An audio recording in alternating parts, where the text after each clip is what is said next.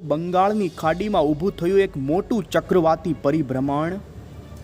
અત્યારની મોડલોની ચોંકાવનારી અપડેટ સામે આવી રહી છે કે બંગાળની ખાડીમાં જો કે ભારતીય હવામાન વિભાગે પણ મિત્રો આ સિસ્ટમને વેલ માર્ક લો પ્રેશરની અંદર જાહેર કરી દીધી છે। મે મહિનો મિત્રો વાવાઝોડાનો મહિનો ગણવામાં આવે છે, તો જાણીશું શું બંગાળની ખાડીની અંદર ઊભું થયેલું આ ચક્રવાતી પરિભ્રમણ આગામી કલાકોની અંદર વાવાઝોડાની અંદર પરિવર્તિત થઈ શકે કે નહીં। કારણ કે હજુ પણ ભારતીય હવામાન વિભાગે બનેલી આ સિસ્ટમ કે જે ડિપ્રેશનની કેટેગરી સુધી મજબૂત થવાની જાહેરાત કરી દીધી છે, અને અત્યારે આ સિસ્ટમ મિત્રો હજુ પણ બંગાળની ખાડીમાં જોવા મળી રહી છે। જો યોગ્ય પરિબળ બને તો બની શકે વાવાઝોડું। તો જાણીશું જો વાવાઝોડું બનશે તો ગુજરાતને કેટલું અસર કરશે। તો આ સાથે જ અત્યારે આવી રહેલા અન્ય હવામાનના તાજા સમાચાર કે જેમાં મિત્રો ગુજરાત રાજ્યની અંદર ભારતીય હવામાન વિભાગ અને ગુજરાત હવામાન વિભાગ તરફથી હજુ પણ આવનારી 24 કલાક સુધી ગુજરાતના જુદા જુદા ભાગોમાં વરસાદની ભારે આગાહી આપવામાં આવી છે। આપણે આજના વિડીયોની અંદર મિત્રો જાણીશું કે ખાસ કરીને 30 તારીખની રાત્રિ સુધીની આગાહી। તો બીજી તરફ મિત્રો જૂન મહિનાના પ્રથમ સપ્તાહની અંદર ગુજરાતનું કેવું રહેશે વાતાવરણ તમે જોઈ શકો છો। બીજી જૂન આજુબાજુ ફરી એક વેસ્ટર્ન ડિસ્ટર્બન્સ ભારતના ભાગો ઉત્તરીય પાકિસ્તાનના ભાગોથી આવી શકે ને, જેના કારણે ગુજરાતના વાતાવરણની અંદર મિત્રો 2 જૂનથી 3 જૂન આજુબાજુ આવી શકે છે વાતાવરણીય પલટો। ત્યારે જાણીશું મિત્રો 2 જૂન આજુબાજુ ગુજરાતના કયા ભાગોમાં વરસાદની સંભાવના છે ને ખાસ 2025ના ચોમાસાના આગમનને લઈ હવામાન નિષ્ણાંતો તરફથી કરવામાં આવી રહી છે જુદી જુદી આગાહીઓ, જેમાં પરેશ ગોસ્વામી તરફથી મિત્રો આગાહી ગંભીર સ્થિતિ ચોમાસાની ગુજરાત રાજ્યની અંદર આગમન પહેલા થાય તે પ્રમાણેની એક અગત્યની માહિતી જાહેર થઈ છે। તો બીજી તરફ હવામાન નિષ્ણાંત અંબાલાલ પટેલ તરફથી પણ ગુજરાત રાજ્યની અંદર ચોમાસાના આગમનને લઈ ખાસ એમણે કહ્યું કે ચોમાસું તો બેસી જશે, ધમાકેદાર ચોમાસાનો વરસાદ પણ થઈ જશે, પરંતુ ત્યાર પછી ચોમાસું પડી શકે છે નબળું। ખેડૂતોને વાવણી માટે રાખવું પડશે ધ્યાન। આ શું છે સમાચારો, આ તમામ અપડેટો મેળવીએ પહેલાં જો મિત્રો તમે અમારી આ મજેદાર યુટ્યુબ ચેનલ પર નવા છો તો ખાસ મિત્રો આ ચેનલને સબસ્ક્રાઈબ કરી દેજો। સૌથી પહેલાં તો આપને જણાવી દઈએ ગુજરાત રાજ્યની અંદર મિત્રો છેલ્લા થોડા દિવસોથી રાજ્યના છૂટાછવાયા ભાગોની અંદર અરબ સાગરની અંદર બનેલી વરસાદી સિસ્ટમના કારણે વરસાદ જોવા મળતો હતો, પરંતુ એ સિસ્ટમ અત્યારે હવે પછી નબળી પડી અને વેર વિખેર થઈ ચૂકી છે।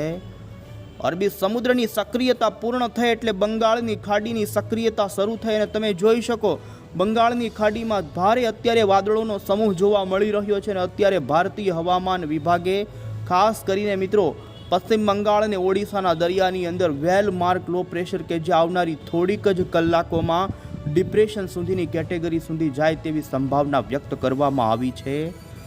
જાણીશું વાવાઝોડું બને કે નહીં એ પહેલાં તો ખાસ મિત્રો આપણે આવનારા દિવસોને લઈ ગુજરાત હવામાન વિભાગ તરફથી ગુજરાતના કયા જિલ્લાઓમાં વરસાદની સંભાવનાઓ વ્યક્ત કરવામાં આવી એ જોઈ લઈએ ફટાફટ।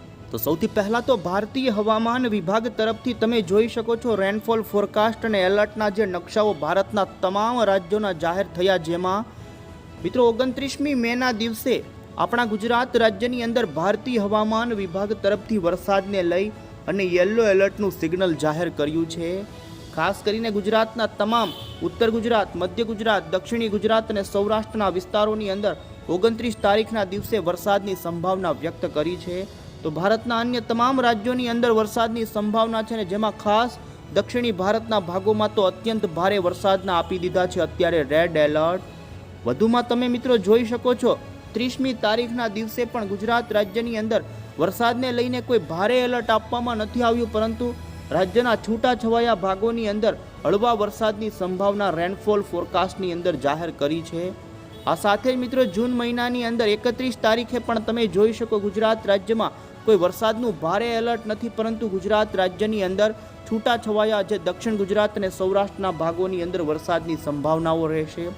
જૂન મહિનાની અંદર 1 જૂને ગુજરાતની અંદર જોઈ શકો છો હળવા મધ્યમ વરસાદની સંભાવના દક્ષિણ ગુજરાત અને સૌરાષ્ટ્રના ભાગોમાં રહે, જેથી ગુજરાતના અમુક ભાગોની અંદર જૂનના શરૂઆતના દિવસોમાં પણ વરસાદ જોવા મળે। જોકે પ્રી મોન્સૂન એક્ટિવિટીનો ખૂબ જ સીમિત વિસ્તારોમાં વરસાદ જોવા મળી શકે, જેમાં ભારતીય હવામાન વિભાગે જોઈ શકો 2 જૂનના દિવસે પણ ગુજરાતમાં છૂટાછવાયા ભાગોની અંદર વરસાદની તીવ્રતા ખૂબ જ ઓછી રહે। આ સાથે 3 તારીખનો અને મિત્રો 4 તારીખ સુધીનું જે બુલેટિન જાહેર થયું છે, જેમાં ગુજરાત રાજ્યમાં હવે પછી એટલે કે 30 તારીખ પછી વરસાદની તીવ્રતામાં ઘટાડો થાય તે પ્રમાણેનું અત્યારે બતાવવામાં આવ્યું છે।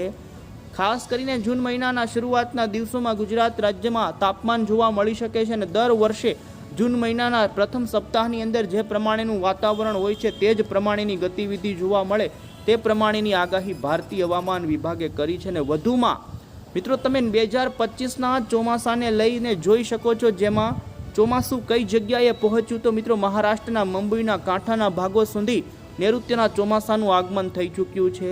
28મી મેના દિવસે મધ્ય ભારતના ભાગો, જેમાં તેલંગાણાના તમામ ભાગો, છત્તીસગઢના ભાગો હોય, આંધ્રપ્રદેશના ભાગોની અંદર પણ ચોમાસું પહોંચી ગયું છે।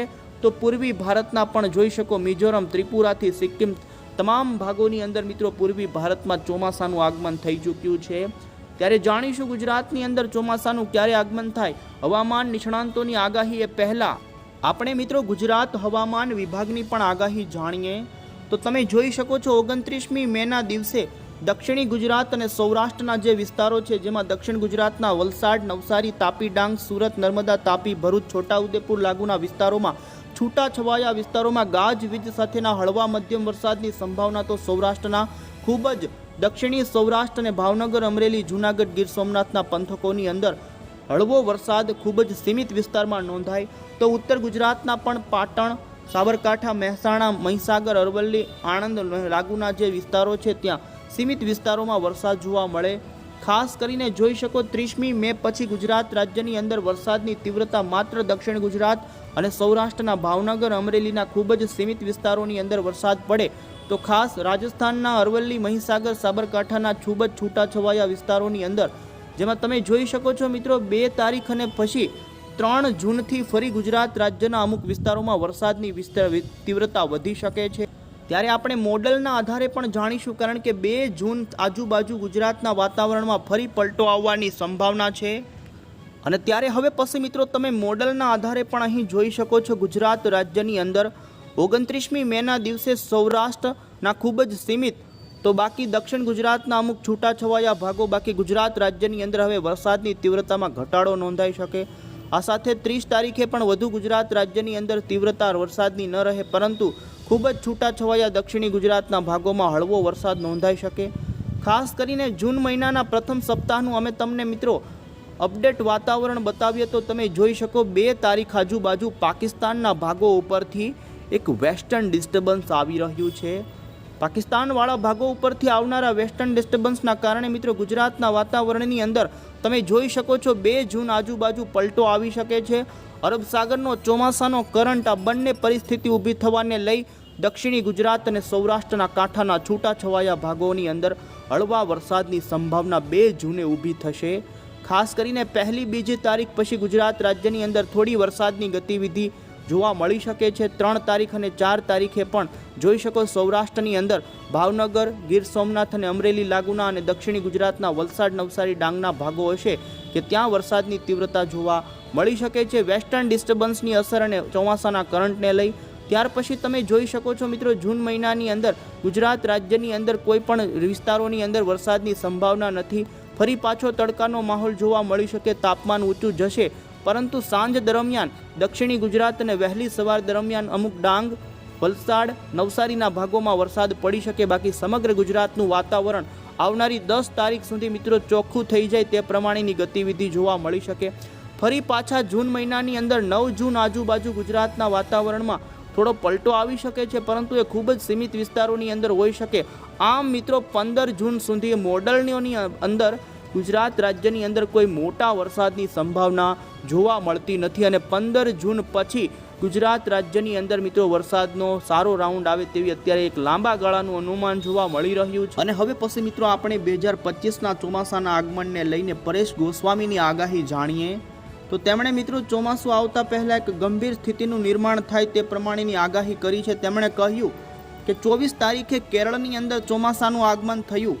ગુજરાતની અંદર કેરળની અંદર ચોમાસું પહોંચ્યા પછી 15 દિવસ પછી ગુજરાતની અંદર ચોમાસાનું આગમન થતું હોય છે। ગુજરાતની અંદર પણ મોન્સૂન બ્રેકની કન્ડિશન સર્જાતી હતી પહેલાં, ચોમાસું ગુજરાતના વલસાડ, વાપી, નવસારી સુધી પહોંચી ગયું હતું.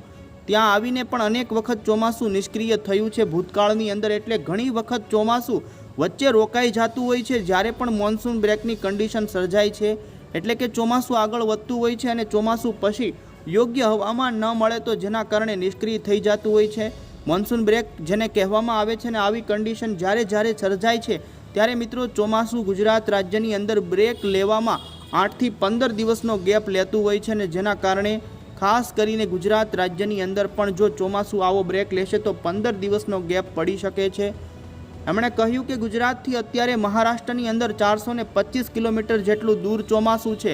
હજુ આગામી 1-2 દિવસ ચોમાસું થોડું મહારાષ્ટ્રના એમાં પણ ગુજરાતના દક્ષિણી ગુજરાતના વલસાડ સુધીના ભાગો સુધી આવી જાય, પરંતુ ત્યાર પછી ચોમાસું બ્રેક લેશે અને 15 જૂન આજુબાજુ ફરી ચોમાસું આગળ વધી શકે તે પ્રમાણેનું અત્યારે અનુમાન છે.